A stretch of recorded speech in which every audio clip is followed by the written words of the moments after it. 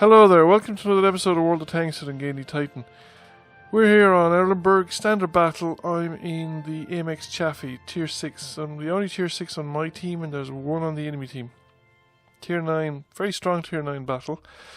It's an oldish game, it's back a bit early in the year, from late March, and it's not really about me. This game is one that I want you to keep an eye on the minimap and watch the developments there. Erlenberg tends to fall into a pattern, and the pattern usually is the southern spawning team goes straight up the 8 line, the 8-9 line, 0 line, that direction.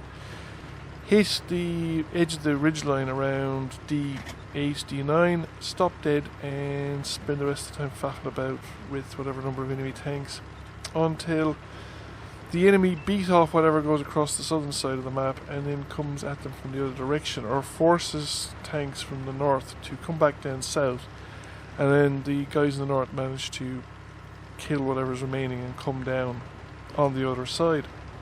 This game isn't quite the same. Now, initially I just decided I'm going to come straight up, straight around, see what's to be seen, not really hang around. I just want to spot stuff and give the team again an impression of what's going on. I was somewhat disappointed that my run around didn't inflict any damage at all, but we did spot a few tanks. We didn't manage to get any assisted damage out of it either, but then the team probably wasn't quite in position to do it. But the team has very, very strongly come up from the southern side. My next move I planned was to go into the centre to see if I could spot enemy tanks back around the A5, A6, back in the river, or at the edge of the river on that side, because they are actually the biggest danger to our guys, especially the guys on top of the ridge, because those guys are at the edge of render range and generally outside of any spotting range, unless people get onto the ridge line there on the B9, B0 area. So I'm coming in here and I just want to poke out past the buildings, see if I can see anyone. I get spotted as soon as I do, but I managed to pick up an enemy tank, more or less in the location where I expected them to be. But there's only one. And we seem to have managed to clear out the enemy tanks that are immediately opposing us on the ridgeline. Now, one of the problems with attacking across the northern edge of the map is that the enemy cap circle is actually very defensible from the ridgeline behind it. So I'm coming in here again, see if I can spot anything, and an enemy tank has made it into our cap circle.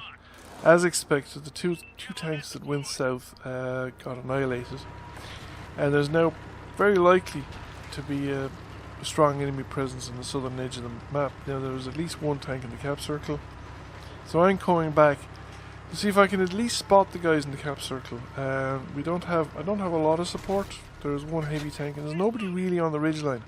However, if you keep an eye on the mini-map, you'll notice that quite a few of the tanks that are up north are starting to turn around and come south. Now this is a very prompt response, which is quite unusual in World of Tanks. And it's going to take significant it's going to make a significant difference. Now I did spot somebody in the cap circle and somebody put in a hit on them, and we actually got a reset. Now there are two enemies in the cap circle, so I'm going to push in a bit closer, take the chance. There's an E75, oh, he's in the cap circle, yeah. And I took a very big solid hit, but we've managed to reset the cap and everybody's now leaving the cap circle, so there's no longer a threat from capping. And the enemy team is returning in force, or sorry, the allied team is returning in force. Pretty much the whole team has turned around and come back south, and they're just aggressively pushing in to the tanks in the cap circle, because there's only 3 of them there anyway. That shot was interrupted by one of my allies. That E75, we're trying to get a tracking shot and stop his progress, and we've managed to do so. And he's been taken out, and so have the remaining enemy tanks in the cap circle. So now our guys can push very aggressively across the southern side of the map, and I think the southern side of the map is a better attack vector in Erlenberg, because you have more cover. You're down in depressed ground, you've got the lie of the land between you and the edge of the castle.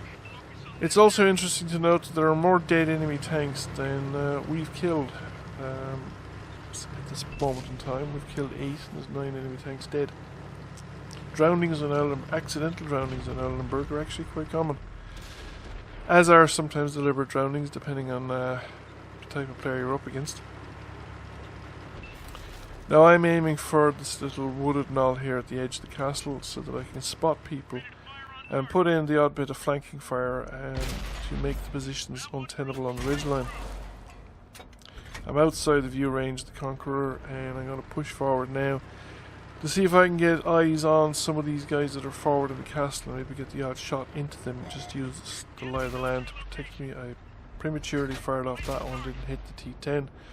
He's pushed forward, so he's got cover from me, and I'm going to have trouble getting position a shot onto him, but we can manage it. We get one hit into him, we bounce a shot, and we just narrowly escape a shot from the Conqueror, but we have to come back down for the reload. But the T10 is now aware of the fact that not only has he got overwhelming numbers in front of him, but his flank is compromised as well. He's dead before I get that shot in, and I'm not spotted, so I'm going to come up onto the top of the ridgeline. Don't see anything immediately and don't spot anybody, but we know the artillery is out in the open, we can see where he is, and we have a full clip, so we start putting rounds into him. And as soon as he starts taking fire, he's going to drown himself. However, not today.